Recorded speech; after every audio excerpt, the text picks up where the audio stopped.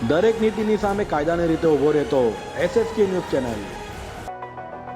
સુરત હાલ in charge police કમિશનરના હવાલે છે, ત્યારે કાયદો વ્યવસ્થાની સ્થિતિ કથળી હોય તે રીતે તસ્કરો બેફામ બનેલા જોવા મળી રહ્યા છે। મકાન ઓફિસ બાદ હવે તસ્કરો ભગવાનના મંદિરને પણ નિશાને લઈ રહ્યા હોય તેવું જોવા મળી રહ્યું છે। તસ્કરોએ દાનપેટીમાંથી રોકડની ચોરી કરી હતી। ઉધનામાં તસ્કરોએ તરખાટ મચાવ્યો હોય તેવું સામે આવી રહ્યું છે। મકાનો ઓફિસો બાદ હવે મંદિરો પણ સલામત ન હોય તેવો ઘાટ સર્જાયો છે।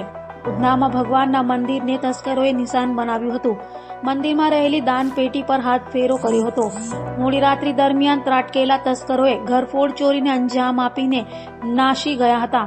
3 જેટલા શખ્સો મંદિરમાં પ્રવેશ્યા હતા, જેમણે સમગ્ર ચોરી કરી હોવાનું ત્યાં લાગેલા સીસીટીવીમાં કેદ થયું છે। ઘરફોડ ચોરીની લાઈવ ઘટના સીસીટીવી કેદ થઈ હતી। હાલ તો સમગ્ર ચોરીને લઈને ઉધના પોલીસે તપાસ શરૂ કરી છે। દરેક નીતિની સામે કાયદાની રીતે ઊભો રહેતો SSK ન્યૂઝ ચેનલ।